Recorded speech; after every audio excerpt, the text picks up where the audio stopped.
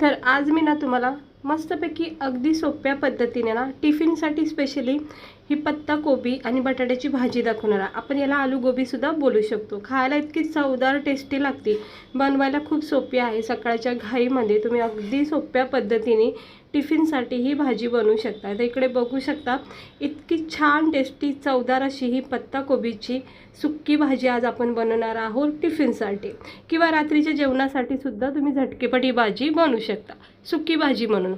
तर इकडे कढाईमध्ये थोडं तेल तापत ठेवायचं। याच्यामध्ये 1 चमचा जिरे, 1 चमचा राई टाकायचे। कढीपत्त्याचे पानं असतील तर ते सुद्धा तुम्ही इथे ॲड करू शकता।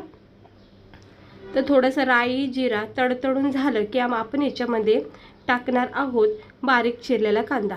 हे बघा, इकडे मी कांदा, मिरची आणि टमाटे ही साहित्य टाकून ही सुक्की भाजी बनवते।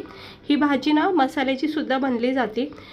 जिकडे मी मिरच्या वापरल्या ना, हे बघा, जिकडे मी मिरच्या टाकते ना त्या स्टेजवर आपण लाल मसाला वापरायचा बस।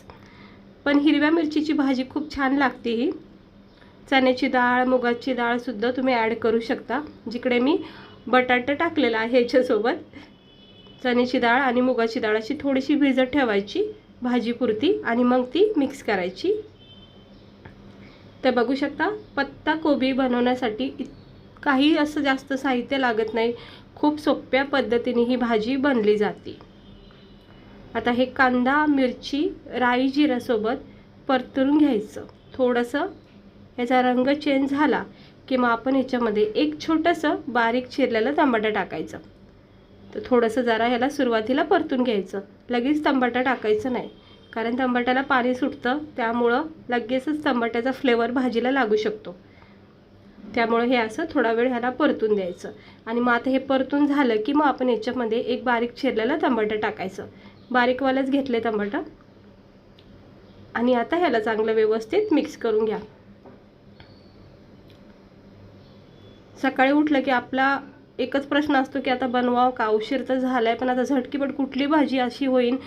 आपल्याला कमी वेळ असतो, कधी कधी होतं असं की उशीर होतो जायला, म्हणजे ऑफिसला जायला, कामाला जायला, आणि त्यावेळेस मग टिफिन करायला सुचत नाही।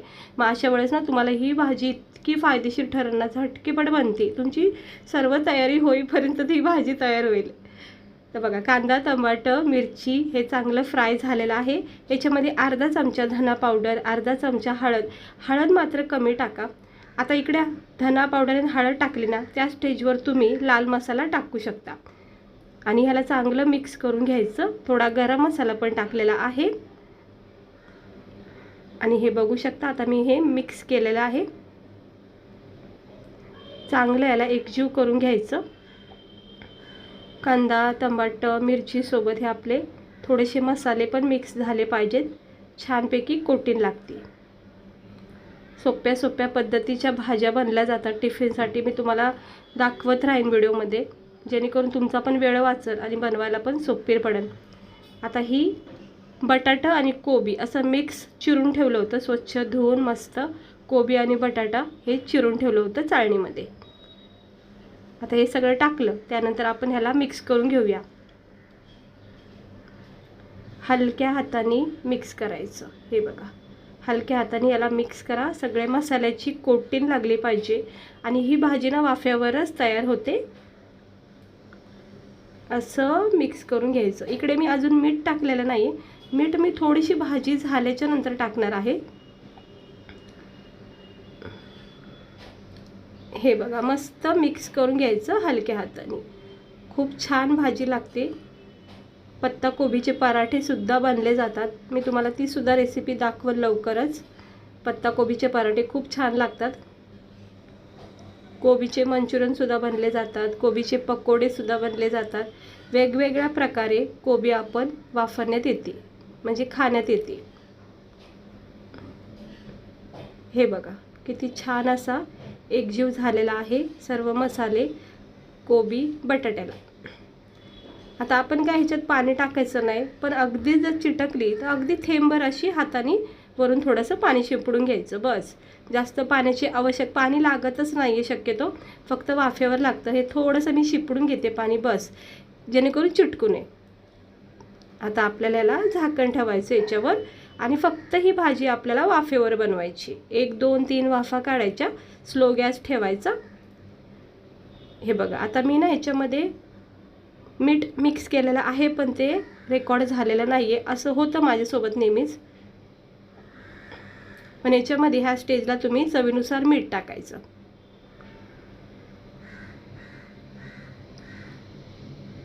हे बघा आता हे बटाटे काय आपले शिजले नाहीत अजून, त्यामुळं थोडा वेळ द्यायचा. पत्ता कोबी ही वाफेवर लगेच तयार होती भाजी. परत एकदा झाकण ठेवते आणि अशा 2-3 वेळा वाफा दिल्या की आपली भाजी ही परफेक्ट तयार होते. तर पाहू शकता भाजीचं टेक्स्चर किती छान झालेलं आहे. मोकळी सुटसुटीत अशी ही भाजी नरम सॉफ्ट झालेली आहे आणि बटाटेसुद्धा आता नरम सॉफ्ट झाले आहेत. हे बघा तुटलेला आहे, म्हणजे शिजत चाललेले आहेत बटाटे, छानपैकी शिजलेत. जास्त काही गाळ करायचे नाहीत बटाटे, थोडं बटाटे पण खाण्यात आलं पाहिजे. चला आता आपली ही भाजी झाली आहे तयार. आपण ह्याला आता गरमागरम सर्व करूया. तर पाहू शकता इकडे मी गॅस आता बंद केलेला आहे आणि हे बघा आपण बटाटे चेक करूया. मस्तपैकी झाले बघा, बटाटा शिजलेला आहे व्यवस्थित. आता एकदा मिक्स करून घेऊया आणि मग प्लेटमध्ये सर्व करूया. हे बघा किती छान अशी ही आपली पत्ताकोबीची भाजी तयार झाली खाण्यासाठी. तर बटाटे वगैरे चांगले शिजलेत आणि बघा तुम्ही भाजी आपली किती छान आणि मस्त वाटते का नाही. एकदम मस्त तुमचा टिफिन होईल. तर नक्की ट्राय करा. ह्याच्यामध्ये ना हिरवे वाटाणे पण टाकू शकता, शेंगाचे थोडेसे, डाळ टाकू शकता, मुगाची चण्याची डाळ थोडीशी भिजून घ्यायची आणि ती टाकायची. चला आता गरमागरम आपण याला सर्व करूया.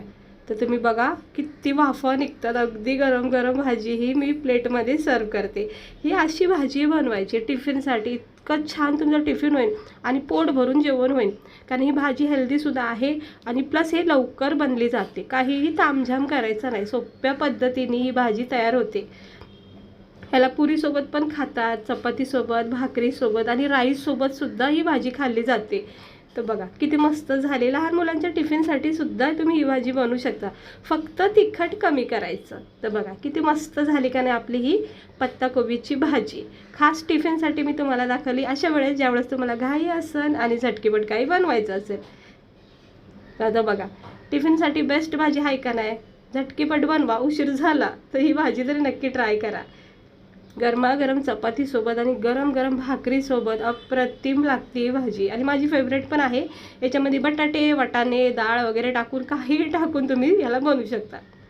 चला भेटते मी तुम्हाला पुढच्या व्हिडिओमध्ये एका अशाच रेसिपीसोबत. आजची ही आपली सिम्पलशी भाजी तुम्हाला आवडली असेल तर नक्की ट्राय करून बघा. चॅनेलला लाईक करा, व्हिडिओला लाईक करा, चॅनेलला सबस्क्राईबर करा.